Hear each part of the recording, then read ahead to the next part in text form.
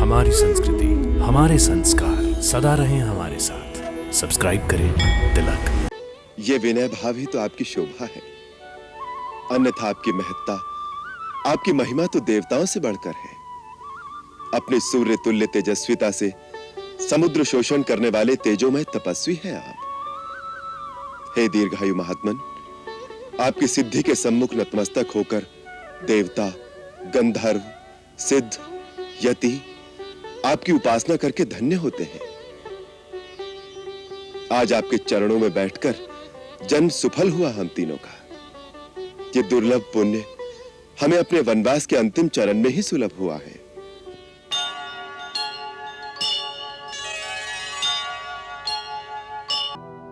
मुनि सुतीक्ष्ण की भक्ति न्यारी,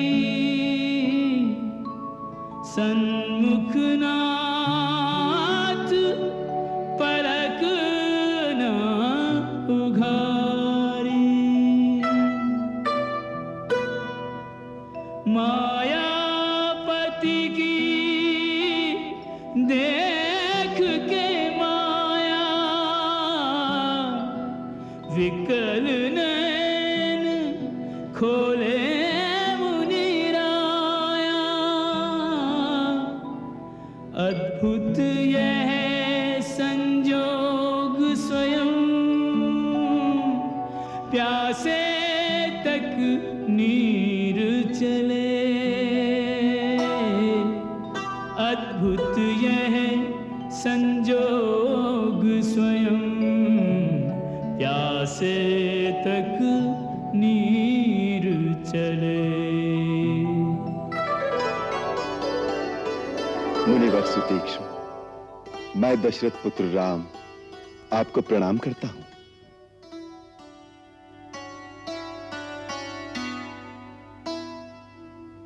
भगवान, आप स्वयं चलकर अपने भक्त के पास आ गए।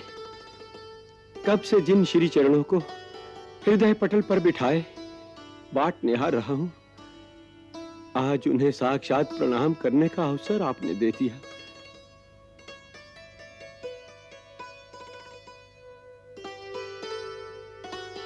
महात्मन, मैं तो मनुष्य मात्र हूं, मेरी भगवान कहकर वंदना न करें। राम, ऋग्वेद कहता है, एकम सत्य विप्रा बहुदम वदंती। सत्य एक है, परंतु ज्ञानी जन उसे विभिन्न नामों से पुकारते हैं। अर्थात ईश्वर ही सत्य है, जो विभिन्न रूपों में प्रदर्शित होता है। इस अनेकता में एकात्मकता के कारण यदि मुझे आपका रूप भी वही दिखता है जो भगवान विष्णु या शिव का है, तो इसमें आश्चर्य क्या है? इसीलिए मैं आपकी वंदना करता हूं। आप उस अवस्था में पहुंच चुके हैं जहां आपको प्राणी मात्र में भगवान का ही रूप दिखाई दे रहा है, इसीलिए आप ऐसा कहते हैं। पर इस समय मैं अपने कर्तव्य का मार्गदर्शन और आपका आशीर्वाद पाने की आकांक्षा से आपके श्री चरणों में आया हूं। ठीक है, आप इस समय मानवीय लीला करना चाहते हैं तो ऐसा ही सही। भगवान, आपने जो अपना लक्ष्य निर्धारित किया है, वो कर्तव्य आप कई वर्षों से निभा रहे हैं।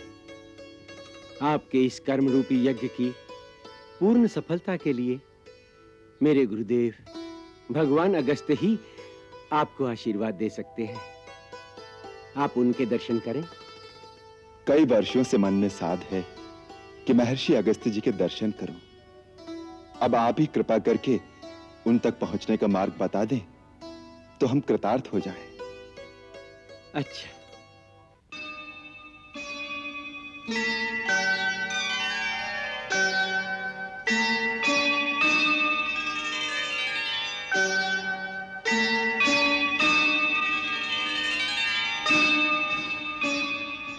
अवश्य।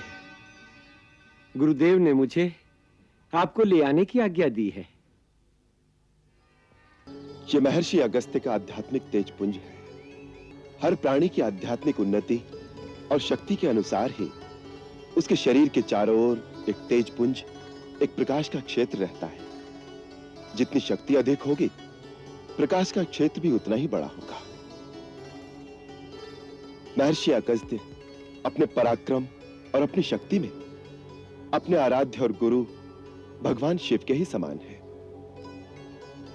एक बार देवताओं के कार्य में सहायता के लिए महर्षि अगस्त्य ने पृथ्वी के 7 समुद्र अपनी अंजुलि में भरकर पी लिए थे।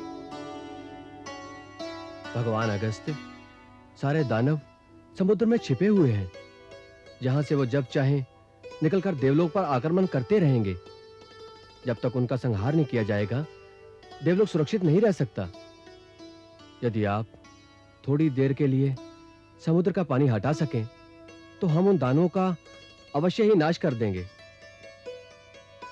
आप ही ऐसा करने में समर्थ हैं। हम आपकी शरण में आए हैं, हमारी सहायता कीजिए प्रभु। तथास्तु।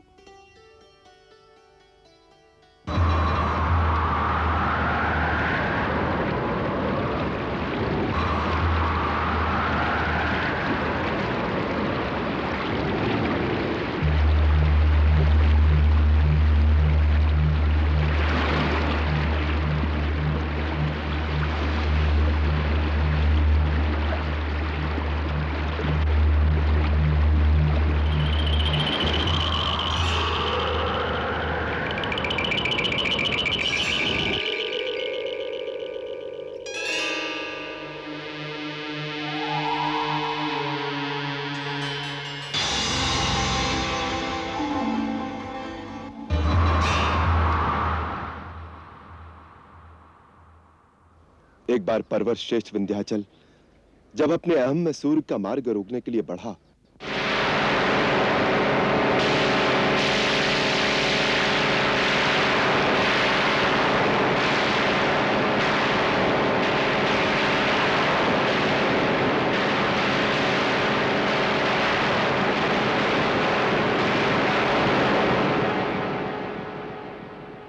तो महर्षि अगस्त्य ने अपने चरणों से उसे दबाकर उसकी उद्दंडता को वहीं रोक दिया था।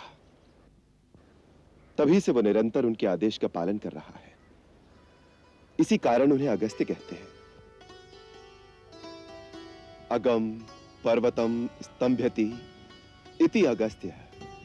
जो अग अर्थात पर्वत को स्तंभित कर दे, वही अगस्त्य है। अच्छा? हाँ, एक बार भगवान शिव का विवाह देखने के लिए जब सारी शक्तियां और समस्त जीव राशियां उत्तर में चली गईं, तो कहते हैं भूमि का संतुलन डोल गया।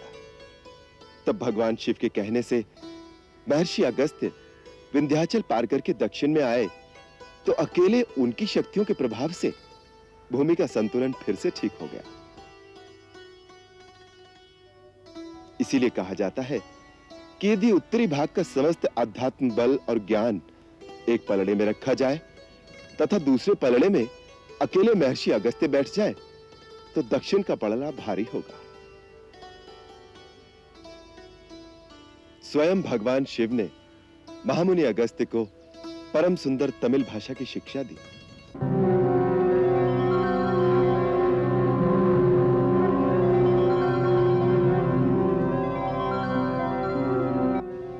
महामुनि अगस्त्य ने अपनी मेधा शक्ति के प्रयोग से तमिल को व्याकरणबद्ध करके संसार की श्रेष्ठ भाषा बना दिया।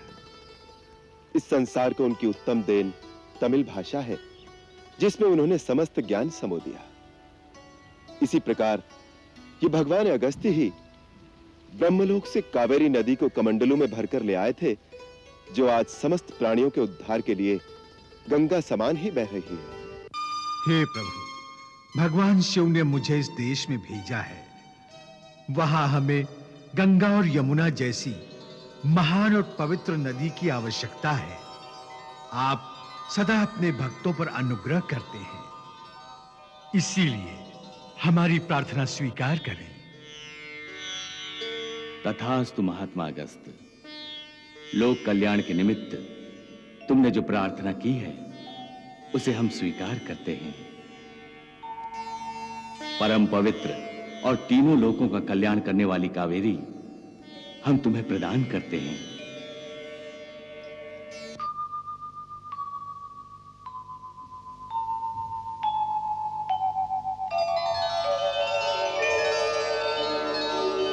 प्रणाम पितामह, क्या आज्ञा है?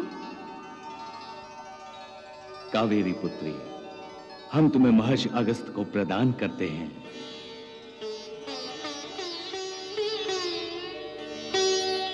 माते, आप मेरे कमंडल में विराजमान हो जाइए, जिससे मैं आपको धरती पे ले जा सकूं।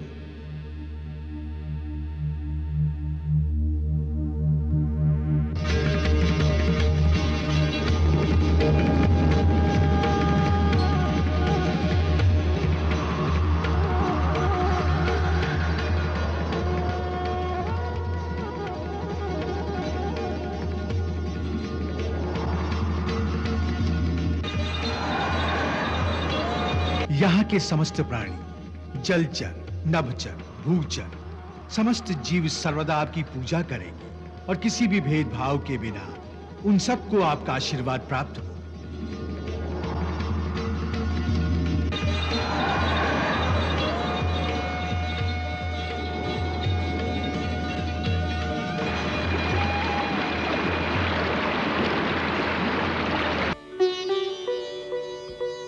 आज आर्यावर्त का सूर्य अगस्त्य आश्रम में उदय हुआ।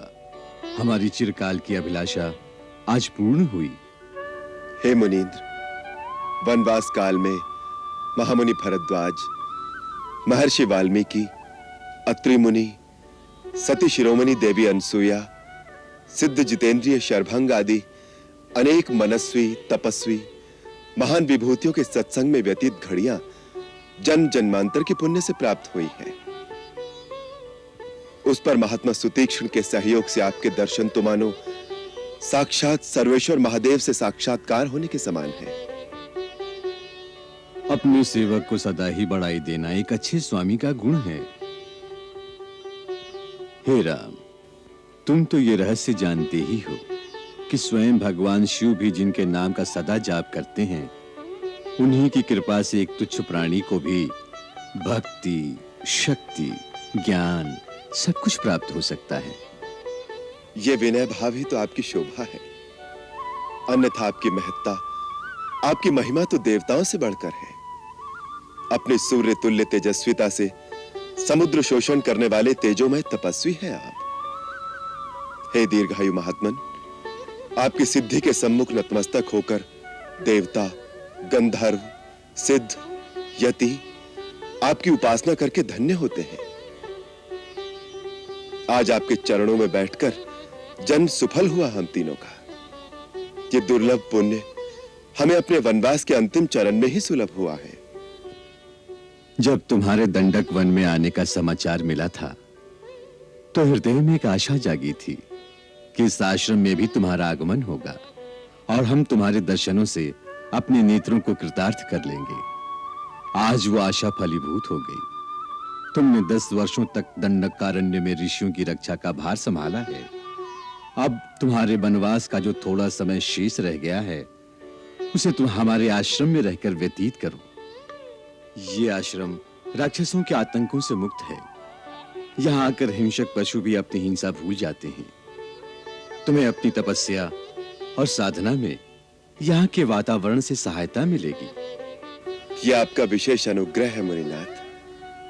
आपके श्री चरणों की छाया में रहकर आध्यात्मिक लाभ प्राप्त करूं और शांति पाऊं, इससे अधिक सौभाग्य और क्या हो सकता है।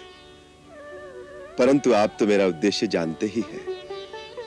मैं दंडक वन को राक्षसों और आसुरी शक्तियों के अत्याचारों से मुक्त करने की प्रतिज्ञा ले चुका हूं। इसलिए मैं अपने आप को इस परम सुख से वंचित करने पर विवश हूं। तुम ठीक कह रहे हो राम। मैं देख रहा हूं कि तुम्हारा कार्य और देवताओं का उद्देश्य अभी पूरा नहीं हुआ, और ये उचित भी है।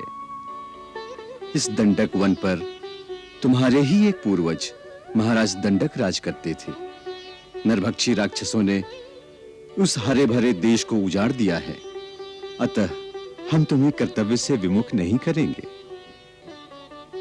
नाथ, मुझे कोई ऐसा स्थान बताने की कृपा करें जहां मैं प्रहरी की भांति राक्षसों के आने का रास्ता रोक सकूं। ऐसा स्थान पंचवटी है। पवित्र गोदावरी के किनारे यह स्थान बड़ा सुरम्य है। तुम वहीं वास करो। उसके आगे जनस्थान में राक्षसों ने अपनी अग्रिम छावनी बना रखी है। तुम वहां से अपने सारे साम्राज्य की सीमा की रक्षा कर सकते हो।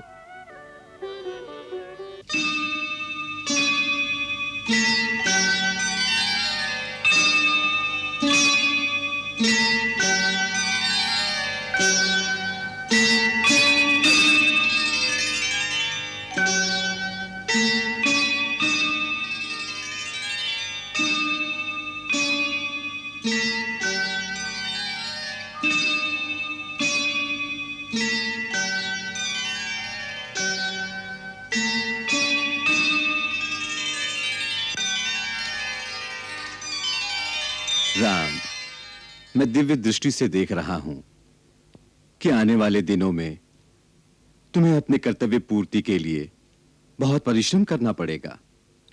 कई संकट आएंगे तुम्हारे रास्ते में।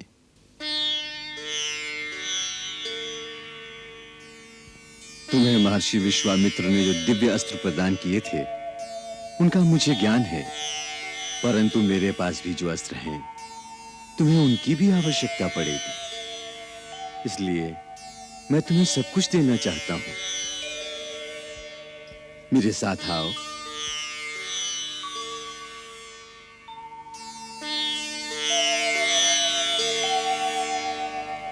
ये महान धनुष शत्रु के किसी भी शस्त्र से नहीं कट सकता। इसे विश्वकर्मा ने स्वयं विष्णु के लिए बनाया था। आगे चलकर महापराक्रमी और अत्यंत मायावी राक्षस वीरों से तुम्हें टक्कर लेनी होगी। इसलिए तुम ये धनुष ग्रहण करो।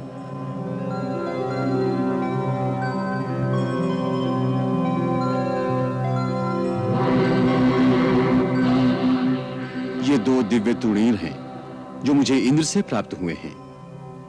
ये अक्षय हैं। इनमें बाण कभी समाप्त नहीं होते। ये चारों बाण शत्रु का नाश करके विलीन हो जाते हैं और अपने तुणीर में फिर से प्रकट हो जाते हैं। ये तुम दोनों के लिए है। इन्हें ग्रहण करो।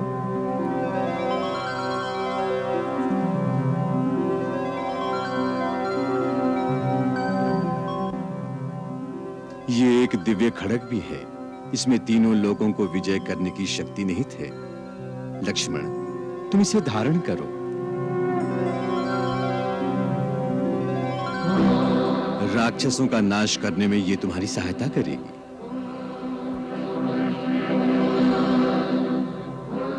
राम, ये वो बाण है। इससे शिव ने मेरु पर्वत से बनाए हुए महान धनुष पर अनुसंधान करके त्रिपुरासुर का अंत किया था। यह अमोघ बाण भी मैं तुम्हें प्रदान करता हूं। इसे स्वीकार करो।